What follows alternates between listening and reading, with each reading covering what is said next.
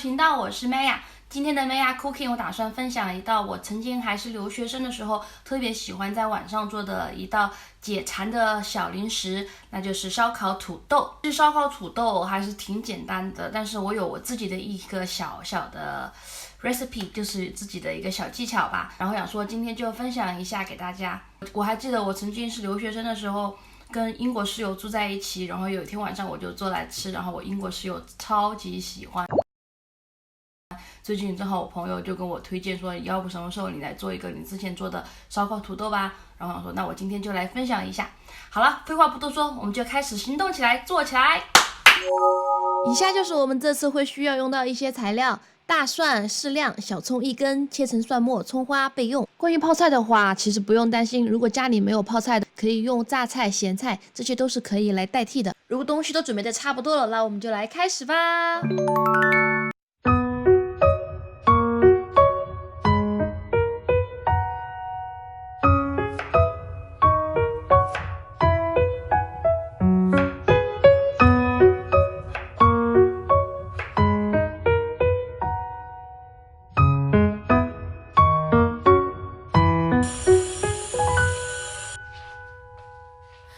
駆け足で家に帰る子供たちの声がするつま先で石を蹴りながら巡り巡る帰り道誰かの財布拾って交番まで届けたいつか時が過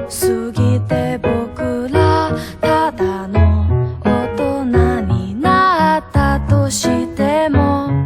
今のままのこのままの自分でいられるかな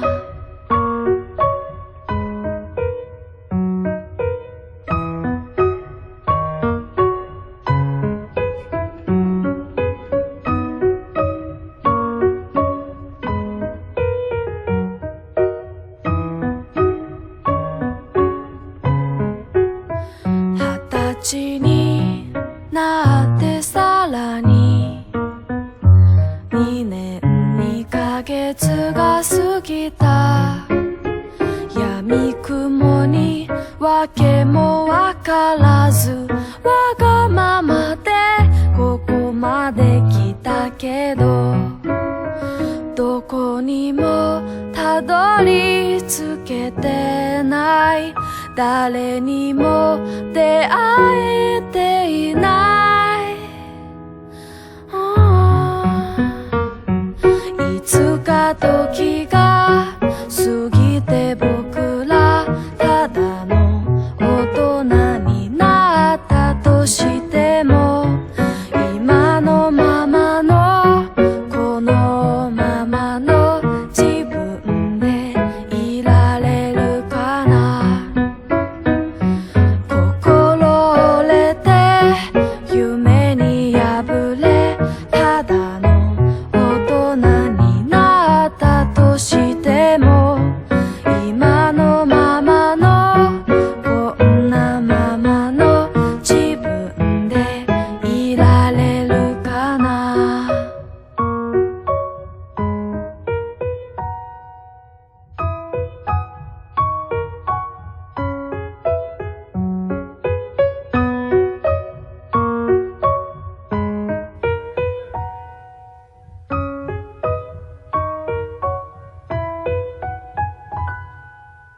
哒啦，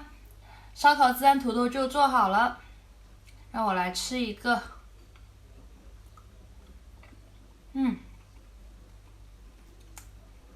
超好吃的。今天正好星期五，留着待会儿还可以边看电影边吃，当做零食小嘴了，很解馋，特别解。好啦，今天的 Maya Cooking 就先这个样子啦。如果你喜欢我的视频的话，记得给我点个赞。然后让我知道。下面关注我的频道，会有持续更新新的影片哦。那我们就下一个视频再见啦，拜拜。拜拜。